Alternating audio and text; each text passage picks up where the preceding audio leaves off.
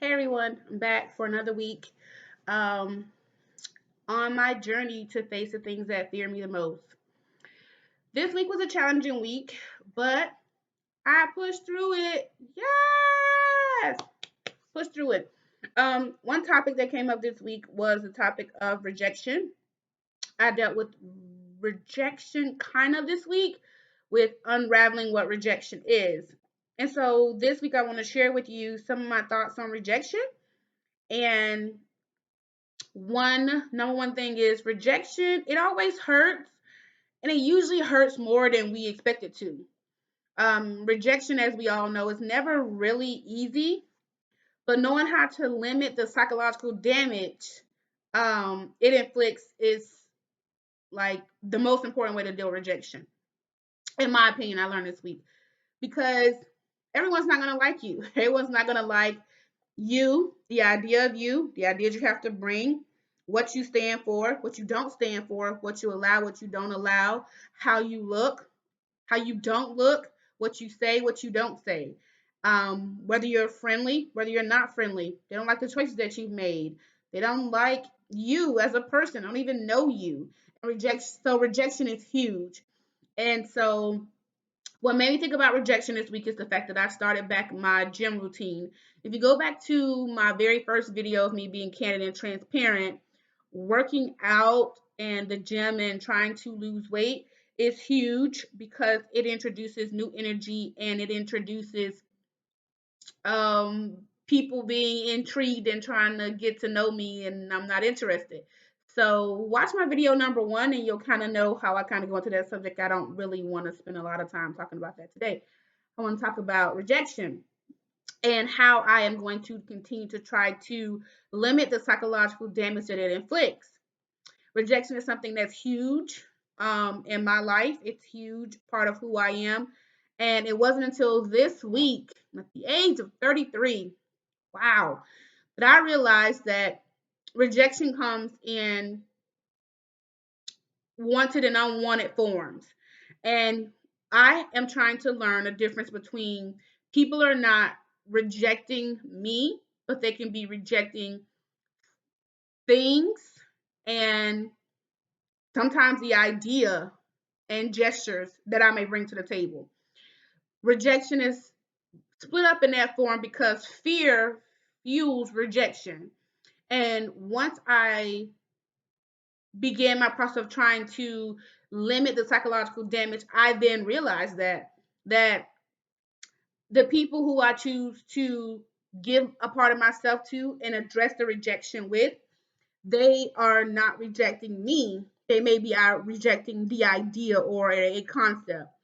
And so that's huge because for so long, I have been using the rejection of me as a person to limit those who I expose myself to. And so this week, I purposefully, when it was brought to my attention, hey, you ever thought about the fact that people are not rejecting you, just some concepts and ideas that you bring to the table that they're not willing to go along with? And I said, you know what? I've never thought about that. Every year since I've become a teacher, I've stood up before my students and I have taught a subject that they come in with their own preconceived notions. And it wasn't till this year with a different demographics of student that I realized that sometimes the students like me as a person or like the teacher as a person. I never really had a student say this to me. Well, maybe I did. I don't know. Maybe I missed that part. But they said, it's not you. It's the subject that you're teaching. It's I like you as a person. You're cool, legit, want to be around you, want to learn from you. It is not you, but it's the subject in which you're teaching. What duh, ding, lights, bell, whistles. That's what happens in life. And that's the hurdle that I'm finding myself jumping over. It's I have to separate the fear of people rejecting me as a person or rejecting some idea or some advances that I may have. I can't allow the fear that maybe I think somebody looks fine as wine. Woo! Yes, want them. Chocolate glass, chocolate cup of milk. Want that? Love chocolate milk, love vanilla milk, or maybe you like to throw it all together. I don't know. But I can't allow the fact that when I want to drink that glass of milk, that milk may say to me, I'm lactose intolerant. I like milk, however, I'm lactose intolerant. And since you're made with whole milk, uh, can't really, can't force myself to have that because that's not good for my digestive tract and so on and so forth. So I use that analogy because I can reject other people. I have the freedom to do so. And guess what? People have the same freedom to do that same thing to me. So I am going to try to continue to limit the psychological damage that rejection is inflicting on me. I know that when I was younger, rejection was hard. It's hard. Nobody wants to be rejected. I can use excuses from my past. I can use excuses from what people have done to me, what people have said to me, what people didn't want to receive me as a form to limit me from getting to know some really good people. Not anymore. I'm limiting the psychological damage. I am. I am going to take baby steps that, you know what?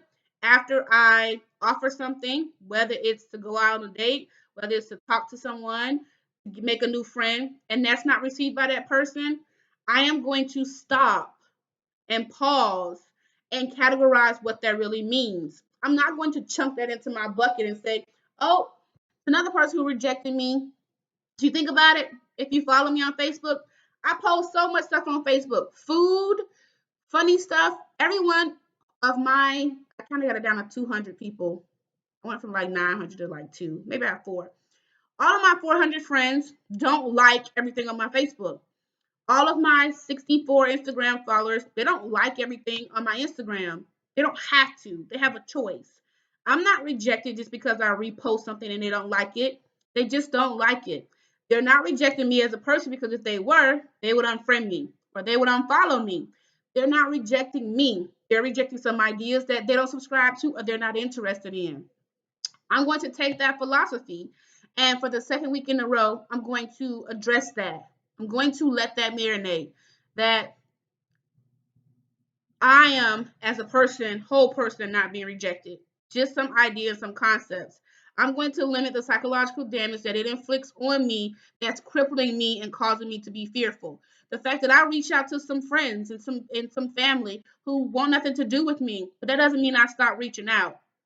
Or when they don't want to do something with me, then I go do something with someone who does. When you take a negative, what cancels out in energy? A negative and a positive. Rejection is negative, but I can take something that's positive and cancel that out. So that's my goal. That's my continued goal. That for every rejecting thing that I feel, to put myself in a position that I don't feel it to the part that it's crippling me. My rejection in my life has crippled me, and possibly from meeting some very good people, if not friends. Why does everything have to be so finite that, okay, I only wanted you in this category, you got to be in this category? That's not realistic. It's people who have tried to talk to me, and I've been like, no, friendship, friendship. It all starts with friendship. So if I can deliver that to other people, and I have to be willing to receive that from other people too. And I can't keep using my past. I can't keep using things that are beyond my control to fuel or to give more excuses for my rejection or my fear of it. It's okay. When I walk out of my house, there's so many people, I give that whole don't talk to me rejection look. If I'm giving that to other people have the right to give it back to me. So I have to stop. My goal is to stop. Stop letting that fear. It's that simple. Stop. Stop fueling your excuse to hold on to such baggage as emotional rejection to validate your fear. I'm no longer giving a validation to my fear. As I shared in my previous post too, had a friend of mine, we had plans to go somewhere. He's gone.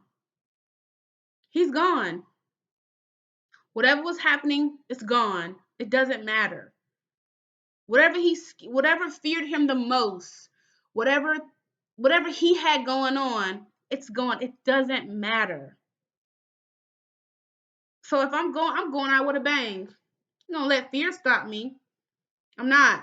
I'm not gonna jump off uh, and go crazy. No, I'm going to address those little small hiccups, those little small fearful things that when something negative associated with rejection happens, I'm going to replace it with something positive. So I can unravel any type of new rejection that's happening psychologically so that I can stop filling that cup because that cup is full. My rejection cup is full. I'm good. I kind of like when you had to somebody want to pray something. No, I'm good. It's still full. Actually, I still got a lot in here. No, I'm good. And you have to say no, thank you, and then you work on and you drink what's in here. Let me work on this cup that's probably watered down. My ice is all melted, but I'm still gonna drink this because I need to. I paid for it. So that's how I feel. I'm gonna drink my cup, drink it down, let it digest before I try to fill this cup with something else. I'm good. And so I can't fix all of it. Sometimes it's not a small cup like this. Sometimes it's a big 64-ounce cup, and I can't drink it all in one setting. So that's how I feel about my topic for rejection this week. I decided that I'm going to stop putting more in this cup. I'm good. And I'm going to start categorizing to realize that it's not always people rejecting me. Some ideas, some clothing, some items that I give them, yes. But if they're rejecting me as a person, then they will move on and move forward. And that's okay. We all have the right to. Small thing to a giant, but when you're destined to be great, just trying to be great and do great things, then gotta keep pressing. So till next time, to next week, I'll holler at you guys. Peace, stay blessed, and as Mary said in their song, live your life like it's golden.